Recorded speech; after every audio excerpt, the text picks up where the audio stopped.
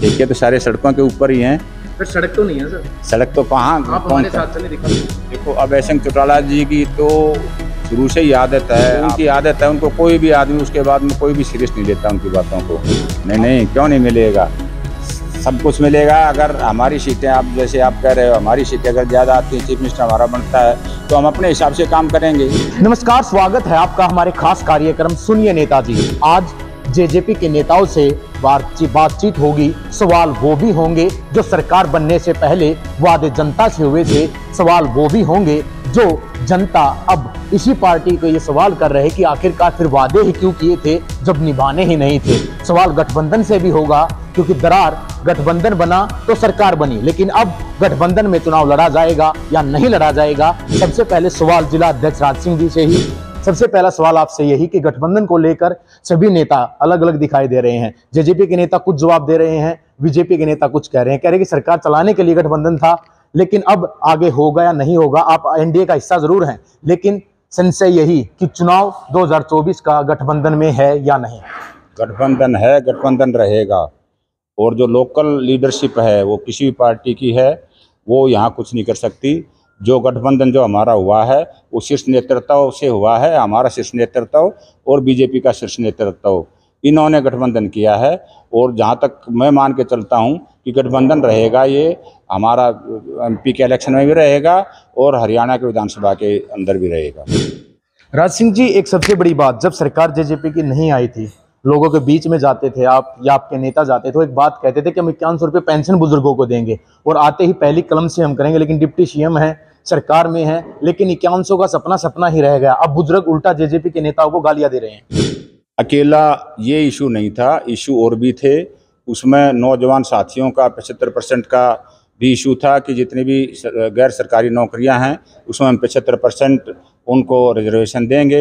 एक इशू ये भी था कि औरतें जो हमारे यहाँ, महिलाएं जो हैं वो आधी संख्या में है, उनको हम पंचायती राज इंस्टीट्यूट के अंदर 50% की रिजर्वेशन देंगे। तो इस तरह के और कई इशू थे जो हमने सारे वादे पूरे कर दिए हैं। और जहाँ तक पेंशन का सवाल है, हम चाह रहे हैं कि भाई पेंशन 5100 रुपये हो।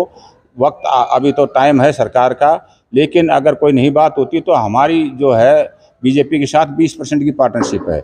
अगर कल को कोई बात ऐसी हुई कि भाई किसी तरह से अगर हमारी पूरी तरह से वो होती है, सरकार बनती है और सीएम बनते हैं, तो वो भी पूरा हो जाएगा। सिंह जी, ऐसा तो नहीं कि पहले तो आप कह रहे थे कि सरकार में हम आए, अब कह रहे हैं कि सीएम हम बने, लेकिन आप गठबंधन की बात भी कह रहे हैं कि गठबंधन भी हमारा रहेगा, तो फिर सीएम कैसे? गठबंधन का जहाँ तक सवाल है, जो सीटें आएंगी, जिसकी मान लो दोनों पार्टियां मिलकर लड़ रही हैं और एक की ज़्यादा सीट आ गई, एक की आप दूसरे उसमें भी देखते हो ना, प्रांतों में भी देखते हो, इसकी ज़्यादा सीट होती हैं, उनको तकरीबन 50% कर देते हैं। उनको 2.5 साल एक रहेगा चीफ मिनिस्टर, 2.5 साल दूसरा रहेगा, तो हो सकता है वो स्थिति भी आ जाए, तो उसमें तो कोई संशय है नहीं। जिस दिन हमारा चीफ मिनिस्टर बन जाएगा, जिस दिन दुष्यंत जी चीफ मिनिस्टर बन जाएंगे, पहली कलम से ये काम हो जाएगा। पहली कलम का इंतजार तो सर जनता को अब भी है, लेकिन शायद वो अभी तक साफ पूरा नहीं खरा उतर पाए हैं। क्या रहा सबसे बड़ी बात ये कि जेजेपी जिस पार्टी से निकल कर आई, इनेलो पार्टी के नेता अभय सिंह चौटाला, वो बार बार एक बात कह रहे हैं हर मंच से, हालांकि आमने सामने की आपके बड़े नेताओं की कई बार जुबानी हमले हो चुके हैं, वो यहाँ तक कह रहे हैं कि जो अपनों का नहीं हुआ उस पर गैर कैसे यकीन करें। अब ये तो वही जाने कि कौन अपनों का नहीं हुआ। अगर उनको कहो वो अपनों का नहीं हुआ तो उसमें कोई वो नहीं है, क्योंकि आप अमूमन देखा गया है कि बाप की विरासत जो है वो बड़ा बेटा लेता है। तो देवलाल की विरासत ओम प्रकाश चौटाला ने ली है, और यहाँ उनकी विरासत का हक किसका बनता था, ये आप देख लो, हमेशा बड़े का बनता है। और अगर छोटा ये कहे कि भाई इन्होंने उसको धोखा दिया, तो इसमें कोई ज़्यादा तर्क नहीं है इस बात में। एक आंदोलन आया किसान आंदोलन। उस आंदोलन में किसानों को उम्मीद थी कि जेजेपी पार्टी नेता कम से कम साथ देंगे, लेकिन आंदोलन के बाद कहीं ना कहीं आपको नहीं लगता कि जेजेपी पार्टी का जो रुझान था वो कम हुआ है? नहीं हुआ है। ये विरोधी प्रचार कर रहे हैं इस बात का कि रुझान कम हुआ है। रुझान कम नहीं हुआ है। लोगों के बीच में उस टाइम जाना कम हुआ, कोरोना था, उसके बाद किसान आंदोलन कोरोना में हुआ, इसलिए जाना हुआ है। कांग्रेस के नेता भी जा रहे थे सर उसी बीच? नहीं, कांग्रेस के नेता विधायक खुद वहां बीच में थे और उनके ही आरोप हैं कि नेता को अब जरूरत है। जिसको आरोप लगाने हो, आरोप तो किसी पे कुछ भी लगा सकते हैं आदमी, लेकिन जैसे सत्ता में रह के करना हो तो उससे आप समझो बात। राज सिंह जी, दुष्यंत सिंह चौटाला जी के पास पीडब्ल्यूडी विभाग है, लेकिन सोनीपत सड़कों का हाल ऐसा है, आप यहाँ से जिला अध्यक्ष हैं, कि विपक्ष आरोप ये लगा रहा है कि बजट नहीं है, इसलिए सड़कों का हाल ऐसा है। तो फिर समाधान कैसे? भुगत तो आम जनता रही है। नहीं, बजट है और तकरीबन सारे टेंडर हो गए हैं। मेरे ख्याल में कोई टेंडर नहीं, ये एक फाजिलपुर वाला रोड ये सीसी का बनने लग रहा है, आप देखोगे। नहीं सर, 14-15 सेक्टर तो पोस्ट इलाका है सर, उसी का हाल देख लो। नहीं, रोड तकरीबन कंप्लीट, हाँ तकरीबन कंप्लीट हो गए। और बाकी बरसात का सीजन था, उसकी वजह से रोड टूटे थे। सभी रोड अभी जल्दी से जल्दी बन जाएंगे, सभी का टेंडर हो चुका है, ठेकेदार अलॉट हो सिंह गए। जी, आपने भी सुना होगा और हम भी बता देते हैं, नेता ये कह रहे हैं कांग्रेस के कि बनाना सड़कों को चाहिए था जिससे लोग गुजरते हैं, लेकिन बना दिए गए शराब के ठेके। 10 कदम पे ठेका है, लेकिन 10 कदम निकलने के बाद सड़क जाने का रास्ता नहीं है। शायद आप ये बात भूल गए या फिर आम जनता को याद दिलवानी पड़ेगी। नहीं, वो कहते हैं ना, बुरा जो देखन में चला बुरा ना मिलिया कोई, जो मन खोजना अपना मुझसे बुरा ना कोई। वो बात है, जब उनका टाइम था, जब उनकी सरकार थी, तो उस टाइम भी ठेके इतने थे, आज भी उतने ही हैं। अब ये मैं बात ज़रूर कहूँगा कि जीएसटी का कलेक्शन सबसे ज़्यादा बढ़ा है इस टाइम में, और वो सिर्फ दारू का या शराब का नहीं है। और हाल इस तरह से, क्योंकि मीडिया ये क्या नाम है आपका, डिजिटल मीडिया आने के बाद में कुछ ऐसी सुविधाएं हो गई हैं जिससे ऑटोमेटिकली सारी चीज़ें ठीक ठाक होने जा रही हैं। और मेरे ख्याल में जहाँ तक जीएसटी की बात, तो 5वीं पोजीशन पूरे भारत में हरियाणा की आई है। तो उसमें इसका कोई वो नहीं है कि भाई अकेला ये सिर्फ दारू की वजह से बढ़ा है या कुछ और वजह से बढ़ा है। ये तो और हाल आम जनता तो ये कह रही है, ठीक आप ठेके खोल रहे हैं, लेकिन कम से कम वहां जाने के लिए सड़कें तो बना दें ताकि उसकी आम जनता को फायदा हो सके। ठेके तो सारे सड़कों के ऊपर ही हैं। फिर सड़क तो नहीं है सर। सड़क तो कहाँ, आप हमारे साथ चले, दिखाते हैं। चलो आपके साथ भी चलेंगे, आप ऐसा हमारे साथ चलो। हाँ। आप नहीं सर, मैन शहर की मेन सड़कों का हाल इतने गड्ढे हैं कि शायद कोई पहुंच ही ना सके सरकारी स्थल तक। आप ऐसा करियो, आप 15-20 दिन के बाद आ जाना। आप खुद दिन तो सभी नेता दे रहे हैं, कोई कह रहा 6 महीने के बाद आना, कोई कह रहा 2 महीने के बाद आना, 20 दिन के बाद भी सर यहीं रहेंगे। लेकिन लाइव चल रहा, सोनीपत की जनता देख रही, कम से कम आश्वासन तो ऐसा दें कि वो मान ले कि हाँ, हम 20 दिन के बाद अच्छी सड़कों पर चलेंगे।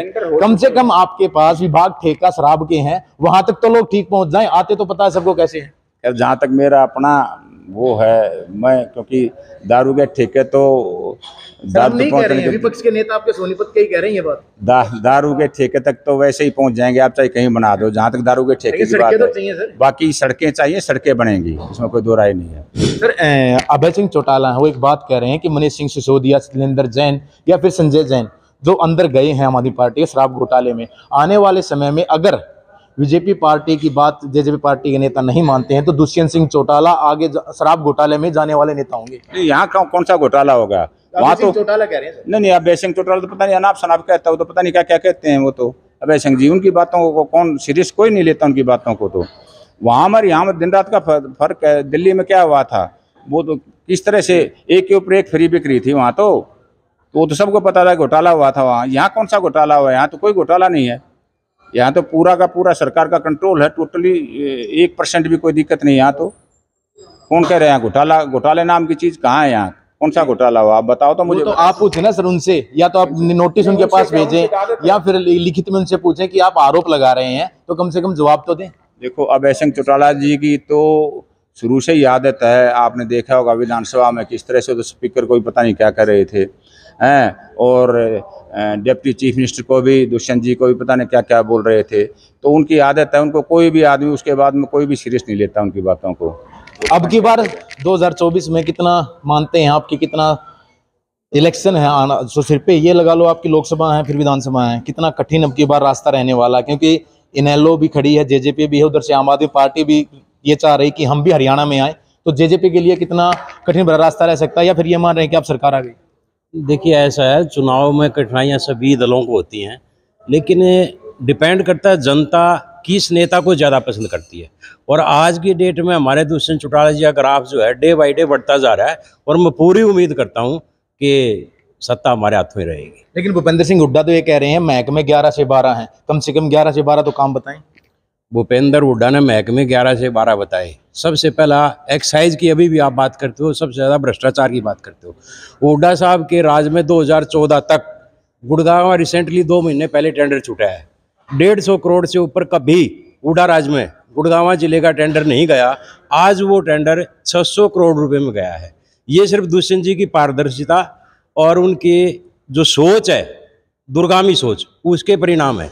जीएसटी कलेक्शन जो 1200-1300 करोड़ रुपए गया है, भारत में 5वें नंबर पे आ गया है, ये उनकी दूरदर्शिता का परिणाम है। जहाँ तक आप भ्रष्टाचार की बार बार आरोप लगाए जा रहे हैं, विरोधियों द्वारा बात की जा रही है, आज की डेट में कोई भी मेरे को ऐसा बता दो किसी भी डिपार्टमेंट में जो भ्रष्टाचार करता पकड़ा गया और जेल में ना गया हो।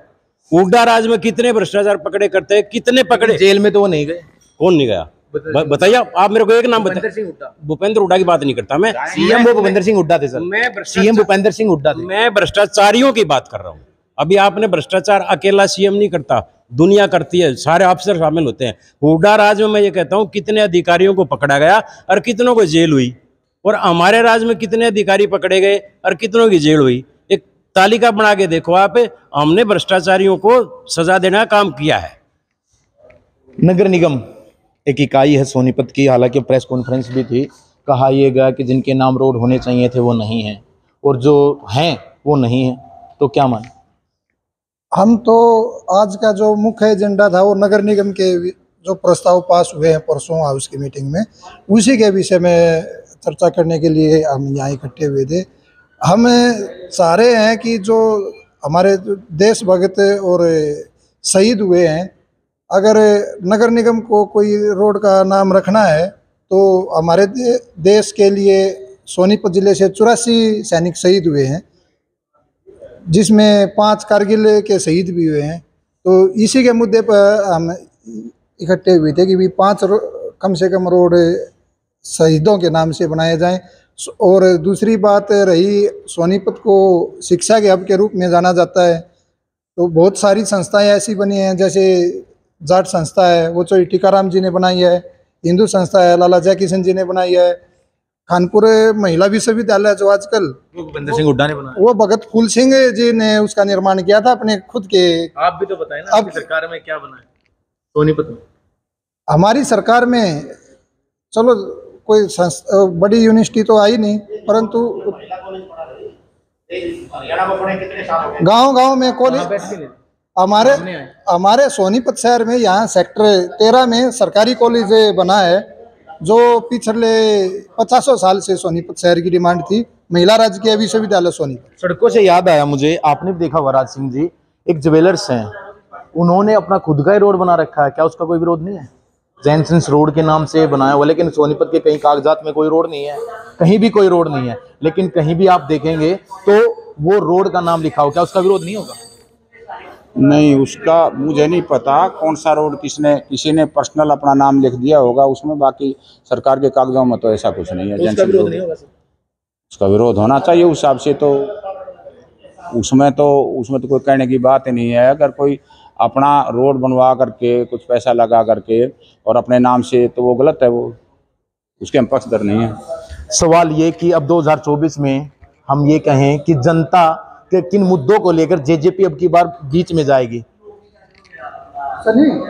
हमारे मुद्दे तो कोई ऐसे मतलब इस तरह के नहीं है, जो डेवलपमेंट का है काम है हमारा, जो हमारे जितने भी डेवलपमेंट के काम है सारा इसको हरियाणा को आगे ले जाना है, हमने आगे काम करने हैं, किसी भी तरह के काम हैं, एक डिपार्टमेंट थोड़ा ही है, जितने डिपार्टमेंट हैं सारे काम करने हैं हमने। आज भी देख लो आप, जो डिपार्टमेंट हमारे पास है सब में काम। ऐसा तो नहीं होगा कि जो विपक्ष कह रहा है या आम जनता कह रही है कि जिस बीजेपी पार्टी के विरोध में जेजेपी पार्टी ने वोट मांगी और आखिर में उसी के साथ सरकार में चले गए, क्योंकि लोगों ने, जनता ने विश्वास ये करके दिया था कि सरकार बीजेपी पार्टी के साथ वो सरकार नहीं बनाएंगे, क्योंकि बीजेपी पार्टी से लोगों में गुस्सा था, लेकिन उसी के साथ जेजेपी पार्टी चली गई और आखिर में जनता ठगी सी महसूस कर रही है। ऐसा तो नहीं होगा कि फिर दोबारा वही लाठी अंधे की लाठी पकड़ा दी जाएगी कि हम जेजेपी के साथ नहीं जाएंगे और अलग से सरकार बनाएंगे, अलग से सरकार ना बने और दोबारा बीजेपी के साथ रहे, लोग वहीं के वहीं रह जाएंगे? देखो, उसमें आप ये नहीं कह सकते, हमारी नई पार्टी बनी थी, हमने भी इलेक्शन लड़ा था, इनेलो ने इलेक्शन लड़ा था, कांग्रेस ने भी इलेक्शन लड़ा था, बीजेपी ने भी इलेक्शन लड़ा था। आप कह रहे हो कि लोग बीजेपी के खिलाफ थे, इस बात को मैं नहीं मानता। अगर बीजेपी के खिलाफ होते तो उनकी सीट कितनी आती, उनकी 2 सीट। सर सभी मंत्री आ रहे थे, आप भी देखें 10 सीटों में मंत्री थे, सोनीपत से खुद मंत्री थी कविता जैन, वो भी हारी थी। तो हम ये कह सकते जब मंत्री आ रहे हैं तो लोगों में गुस्सा था। मंत्री हारे हैं, मंत्री हराए गए हैं, हारे नहीं हैं, मंत्रियों को हराया गया है क्योंकि जो उस टाइम के जो मिनिस्टर थे उन्होंने काम नहीं किया, धरातल के ऊपर कोई काम नहीं किया, तो लोगों में उनके प्रति गुस्सा था।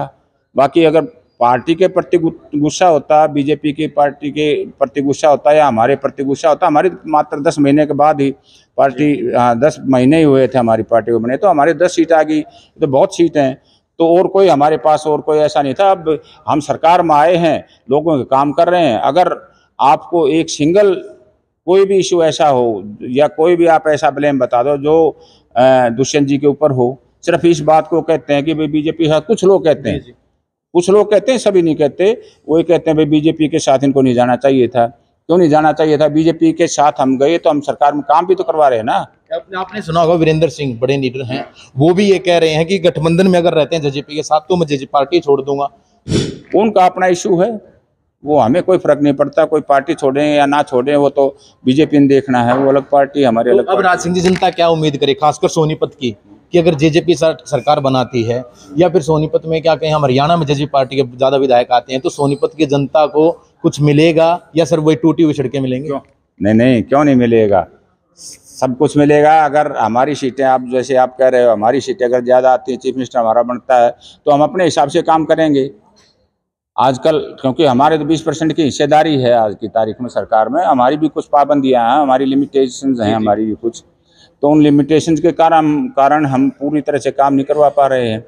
कुछ डिपार्टमेंट हमारे पास, बाकी डिपार्टमेंट चीफ मिनिस्टर साहब के साथ पास हैं, तो वो देखेंगे उस इश्यू को। तो ये थे जिला अध्यक्ष और अन्य जेजेपी पार्टी के नेता। आश्वासन अब की बार यही दिया गया है, अगर सरकार आती है तो इस बार वो जनता की जितने भी वादे होंगे उन पर खरा उतरने की कोशिश करेंगे। लेकिन अब ये बात 2024 के चुनाव में ही साफ हो जाएगी कि कौन सी पार्टी सरकार बनाती है और कौन सी पार्टी के दावे खोखले निकलते हैं। अगले नेता से और अगली जनता की बातों से और सवालों से मिलते हैं अगले नेता से। देखते रहिए सोनीपत 24। नमस्कार।